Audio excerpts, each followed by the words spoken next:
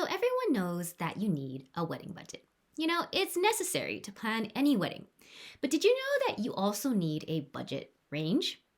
Today, we're talking about creating a budget range for your wedding, why you need one, and how it works.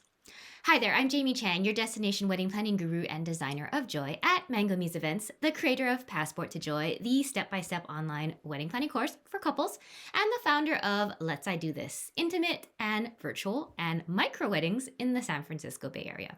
And I share real and honest and useful wedding planning tips, tricks, and advice you can use to help make planning your wedding easier and more joyful so you can create a wedding you love. Because let's face it, wedding planning can be stressful. Super stressful, and nobody wants that. So we're bringing the joy back to wedding planning. Are you ready? All right, so let's do this.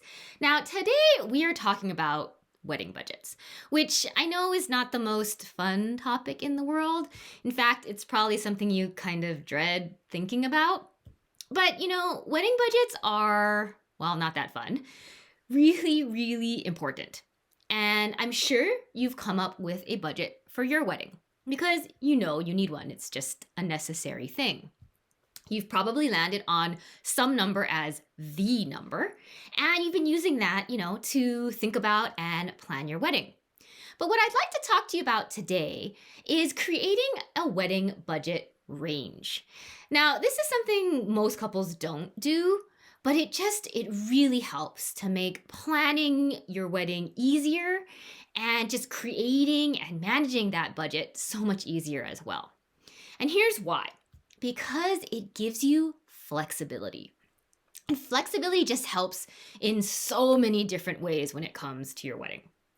Now, when you have a budget number, a singular, set number, it can be really kind of confining and limiting. It's great to have something to shoot for. It's still an important number to have. But, if you go over that number or if it starts, maybe looking unrealistic, then you just kind of feel bad. You feel like you kind of, failed. And, those two scenarios going, over your budget or starting to look just unrealistic happens just a lot. In fact, it happens to almost everyone.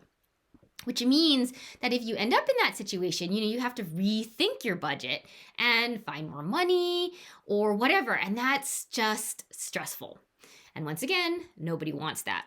Plus, who wants to feel like they failed? No one. Absolutely no one. So a budget range, in contrast, gives you flexibility and wiggle room. It's not as confining and limiting. Because it's hard to know how much things are going to cost when you first start planning. It's hard to know what you're going to like. And it's hard to know what you really care about at the beginning, when you're first starting to plan your wedding. And things, change during your planning. You'll find that there are some things that, you really thought you cared about, but in actuality, you don't. Or things you thought you didn't care at all about, which in fact you really do. You'll also find, that some things, the cost, the investment just isn't worth it to you. And in other cases, perhaps that cost is really high, but it's totally worth it to you. Things just change during your planning. They really do. And when you create that number initially, things shift from that beginning point through your planning.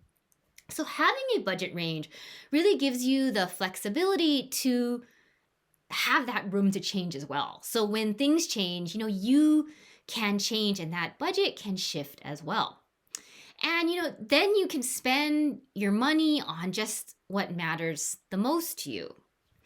Now, let's not forget also that there are two of you in this relationship, in this wedding, and you may have, different priorities.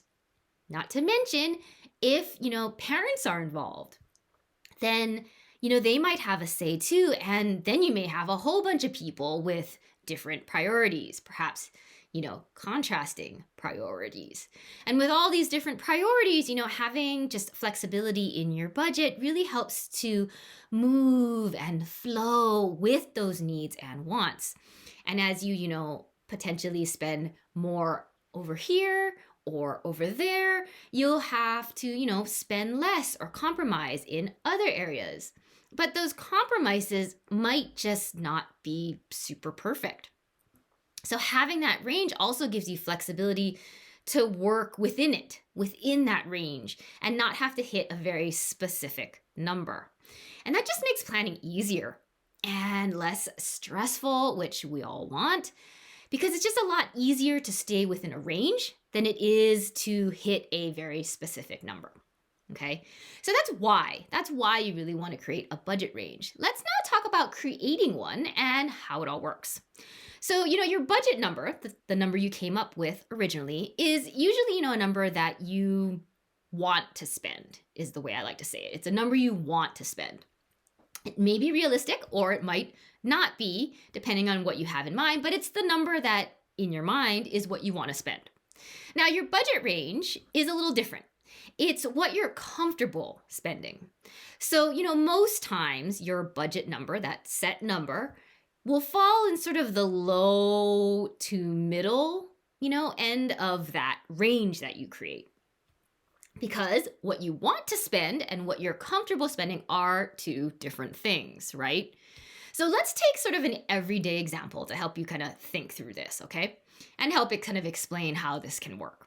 So let's say you want to buy a vacuum cleaner, okay? And your budget number might be $150.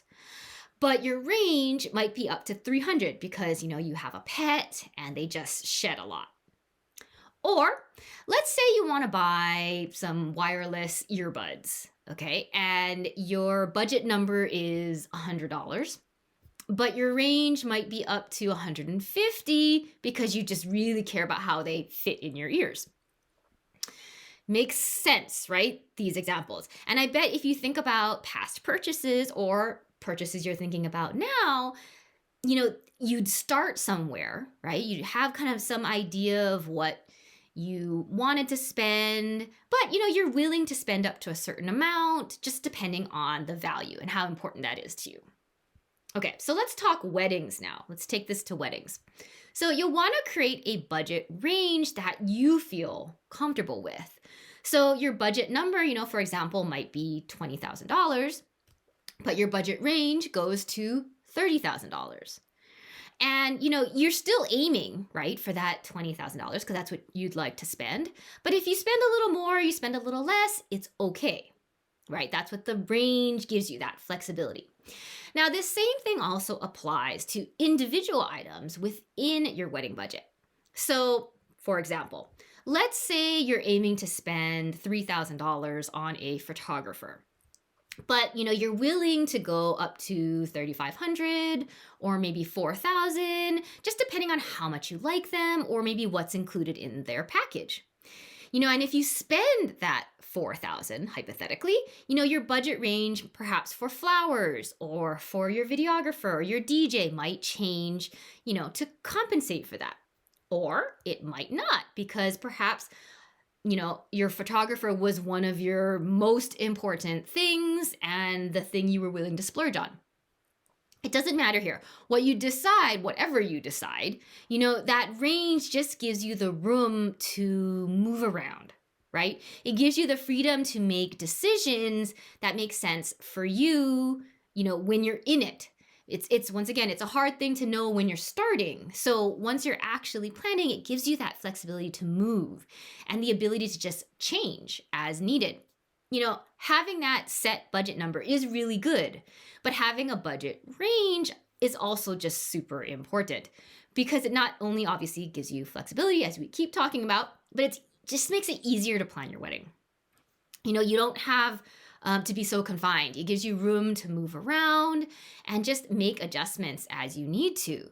So, make sure you create a budget range for your wedding. It's something you can do, right now. Whether you're just starting out or maybe you're in the thick of planning, it doesn't matter. Creating a range will really just help you through the entire process, no matter where you are in your planning. So I highly, highly suggest it. And if you haven't done it, sit down right now. Talk to your fiance, talk to your partner, and see kind of where you fall out with that. And I promise it will just make planning your wedding so much easier because you have that room to move. Okay? So I'd like to end this video with a question, and that's, what's your wedding budget range? Let me know in a comment below. And if you enjoyed today's video, please like it, give us some thumbs up. You can check out our other wedding planning videos for even more tips, and please hit subscribe so you can get access to all the new ones. And if you're looking for help through the entire wedding planning process, including budget tips and creating your budget, check out Passport to Joy. You can find all the links below because you deserve to enjoy your engagement no matter what your budget is. Thanks so much for being here, and I'll see you next time. Bye.